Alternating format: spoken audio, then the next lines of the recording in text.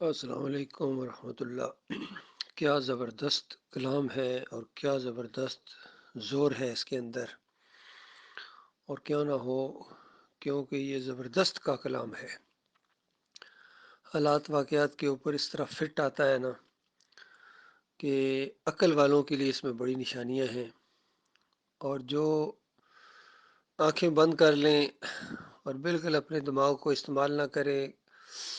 نہ آنکھوں کو استعمال کریں، نہ کانوں کو استعمال کریں، نہ دل کو استعمال کریں، جانوروں کی طرح پیچھے چلتے رہیں اپنے اکابرین کے پیچھے، تو ان کے لیے یہ کتاب ہدایت کا دروازہ نہیں کھولتی۔ یہاں بڑی اصولی بات بیان ہوئی ہے کہ موسیٰ علیہ السلام دعوت دے رہے ہیں ایک طاغوت کے سامنے، اور موسیٰ علیہ السلام تمام انبیاء کی طرح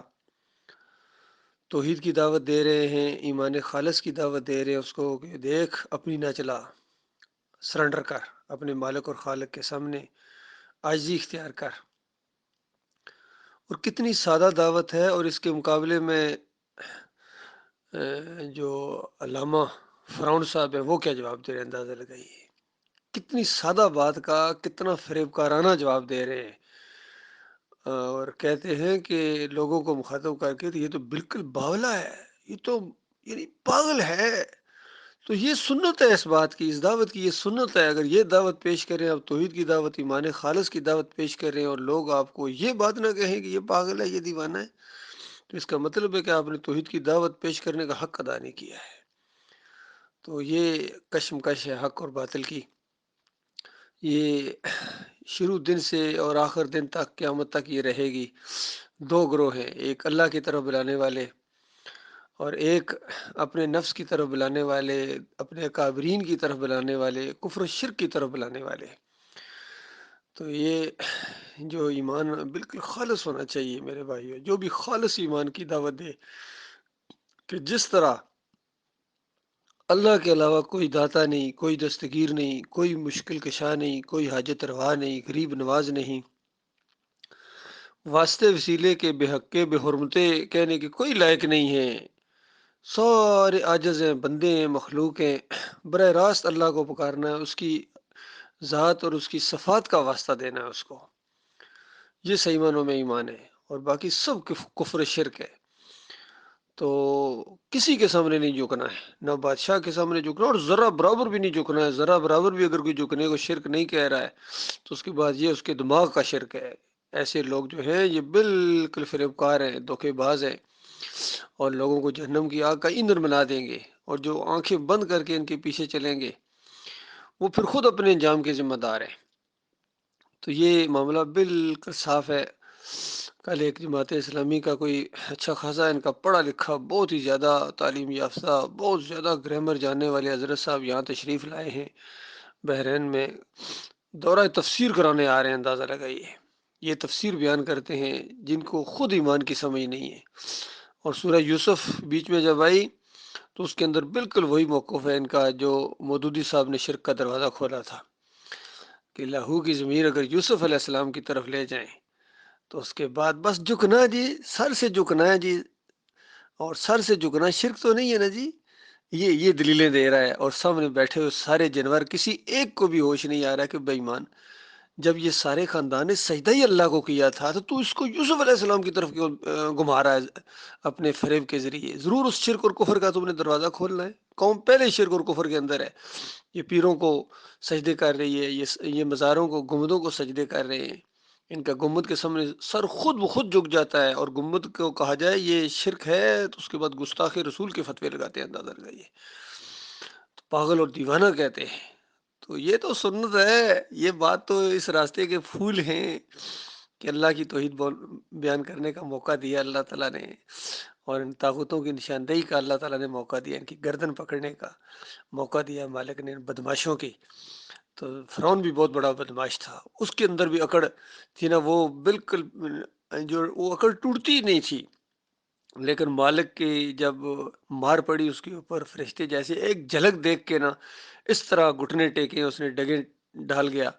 تو اس کے بعد چیخ اٹھا کہ میں آج مانتا ہوں۔ بتایا آپ مانتا ہے؟ بے ایمان، اب مانتا ہے؟ پہلے تو تم مناظرے کیا کرتا تھا، وہ دھوکے دیا کرتا تھا، فراڈ کیا کرتا تھا، بے ایمان، لوگوں کو ورگلاتا تھا مومنوں کے خلاف، اس ایمان کا تو دشمن تھا، اب کہہ رہا میں ایمان لاتا ہوں، اسی ایمان کے ساتھ تیرا جھگڑا تھا پوری زندگی، اب کہتا ہے میں ایمان لاتا ہوں، ختم ہو گیا تیرا معاملہ، اب چب اس جہنم کی طرف، اس آگ کی طرف۔ یہ ہوتا ہے سب کے ساتھ، ایسے ہی ہوتا ہے جو بھی ایمان عقیدے کی خرابی کے اندر ہوں، چاہے وہ واسطے وسیلے کے شرک کے ہوں، پکاروں کے شرک کے اندر ہوں، اور بے حق فلاں، بے حرمت فلاں کے شرک کے اندر ہوں، سجدہ تعظیمی کے شرک کے اندر ہوں محمد حنیف کی طرح، اور جس ڈاکٹر اسرار کی طرح، مودودی کی طرح، تقی عثمانی کی طرح،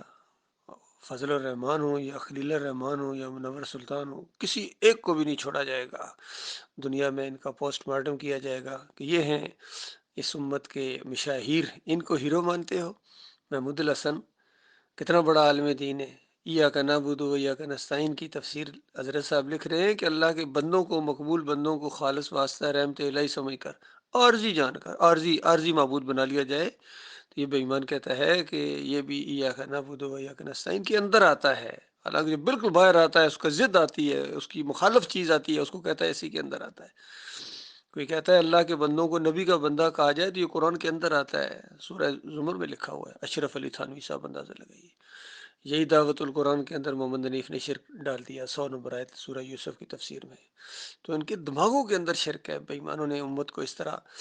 فراڈ کیا ہے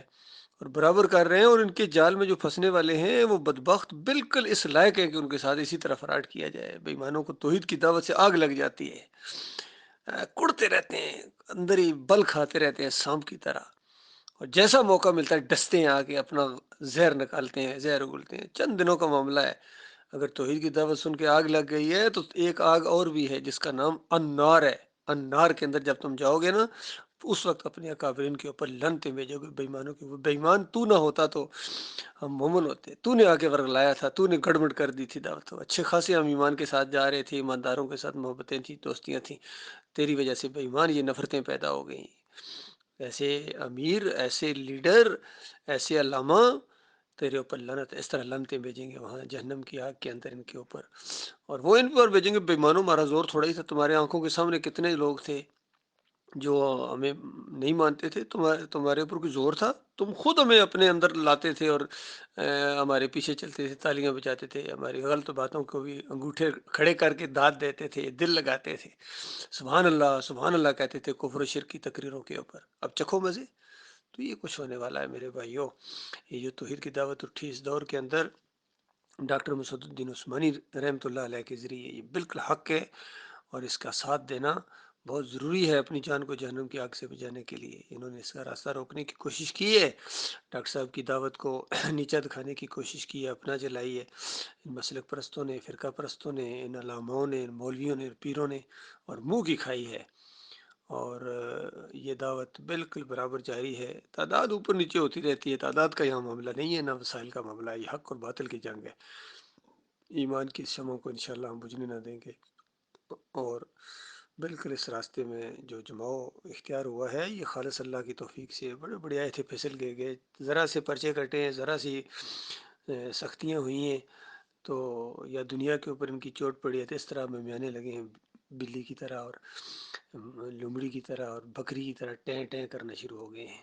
ٹیں ٹیں خود کرتے ہیں، اور توحید کی دعوت دینے والوں کو اندازہ لگائیے، ایمان خالص کی دعوت دینے والوں کو کہتے ہیں یہ ٹیں ٹیں کر رہے ہیں، یہ آگے تمہیں پتہ چلے گا ٹیں ٹیں کر رہے ہیں یا توحید کی دعوت دے رہے ہیں،